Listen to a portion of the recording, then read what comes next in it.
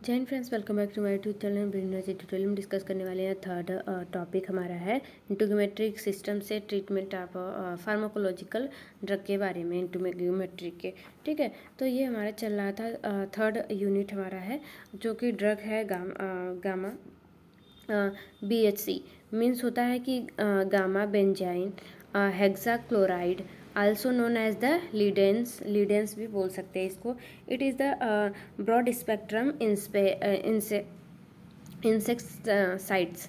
जो इंसेक्टसाइड्स होते हैं, लाइस वगैरह होते हैं, उसके लिए क्या होता है, ये ब्रॉड स्पेक्ट्रम में इंसेक्टसाइड्स के लिए होता है। ठीक है, लीडेंस जो होता है कि medications use to the treatment of the lice and pediculosis and scabies. ये पेडिकुलोसिस, स्कैबिस एंड लाइस के को ट्रीट करने के लिए, ये इन्फेक्शंस को ट्रीट करने के लिए ये मेडिकेशंस यूज की जाती है। It is the belonging for class of drug. ये ड्रग जो होता है कि बिलोंग किससे करती है, तो ड्रग आप कॉल्ड बाई पेडिकुलोसिस। जो पेडिकुलोसिस की ड्रग है उससे ये क्या करती है कि बिलोंग करती है। इनसे क्या होता है कि इनसे जो होती है कि स्कैबिसाइड्स जो होती है, which is the use to the kill of parasitic, जो पैरासाइटिक्स जो इन्फेक्शंस पैरासाइट्स वगैरह पड़े होते हैं उनको किल करने में हेल्प करती है। कॉजिंग बाय इन्फेक्शन, ये क्या होता है कि जो पैरासाइट्स को कॉज करता है वहाँ पे इन्फेक्शंस वगैरह, उसको ट्रीट करने में ये हेल्प करती है। मैकेनिज्म ऑफ एक्शन क्या होगा, तो ब्रॉड स्पेक्ट्रम ट्रेस, ये जो मेडिसिन होती है वो ब्रॉड स्पेक्ट्रम्स रोल प्ले करती है।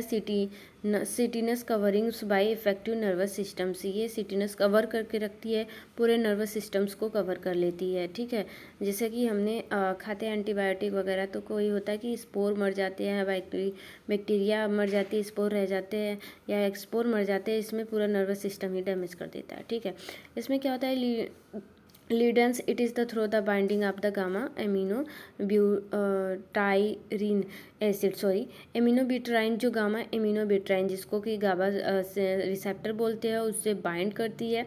एंड पैरासाइटिक जो नर्व सिस्टम्स होते हैं उसको क्या करती है कि lead to the influx chloride ion into the neuron. जो होता है ये आयन्स जो होती है, ठीक है, मिलके क्या होती है कि उसको बाइंड करके डैमेज कर देती है। ठीक है, क्या होता है कि हाइपर पोरोलाइजेशंस होता है जो कि नर्व मेम्ब्रेन को डैमेज करती है, रैप्चर करती है in the normal infections of the nerve systems.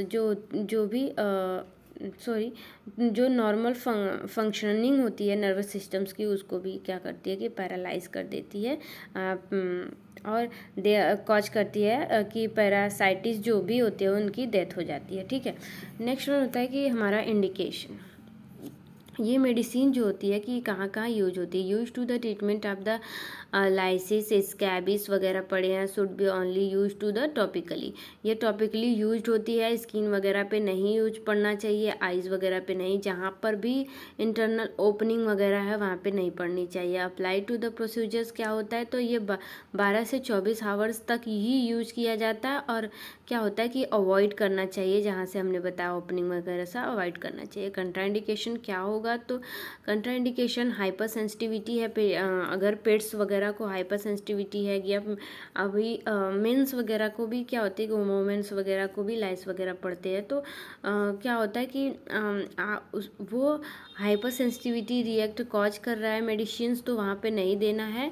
ठीक है, हाइपर सेंसिटिविटी हो रही है उस मेडिसिन से, खुजली वगैरह हो रही है और इरिटेशंस वगैरह हो रहा है, रेडनेस वगैरह हो रही है, तो वो मेडिसिन आपको अप्लाई नहीं करनी है। Broken to irritation in skin को इरिटेट करके उसको ब्रेक कर सकती है। Areas which is skin to conditions such as the eczema and psoriasis वगैरह होने के चांसेस हो सकते हैं।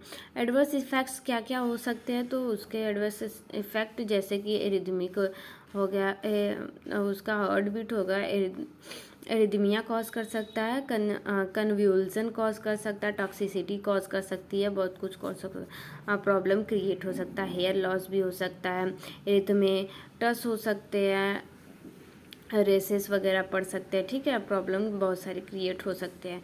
ड्रग टॉक्सिसिटी क्या होती है? तो रिस्पायरेशन इन्फेक्ट कर सकता है, स्किन इरिटेशंस हो सकते हैं, जैसे कि इरिटेशंस में खुजली वगैरह हो गए, और भी स्किन रेडीनेस वगैरह हो गए, ठीक है, रैसेस वगैरह पड़ गए, पैचेस वगैरह, इचिंग्स, ये सब देखने को मिल सकते हैं। हमारा नर्सिंग फंक्शंस क्या होता है इसमें? तो हमें कभी भी कोई भी मेडिसिन अप्लाई करनी है तो पहले सेंसिटिविटी टेस्ट कर लेनी है, ठीक है, कि ये अप्लाई कर रहा है तो क्या रिएक्ट हो रहा है इस मेडिसिन का, उसके बाद ही हमें अप्लाई करना है। फिर बिना एडवाइस के कोई भी मेडिसिन अप्लाइड नहीं करनी है। टॉक्सिसिटीज़ उसकी एक्सपायर डेट वगैरह देख के, ठीक है, कितनी क्वांटिटी में है, कितने आवर्स रखना है, और ये पोलाइटली हमें यूज करने नहीं है, ठीक है, एकदम कभी भी हम कोई भी मेडिसिन यूज कर रहे हैं तो पहले उसके बारे में अच्छे से जान लें, ठीक है, और एडवाइस किया गया है फिर उसके बाद ही यूज करें। Thank you class, thank you very much, thank you for watching.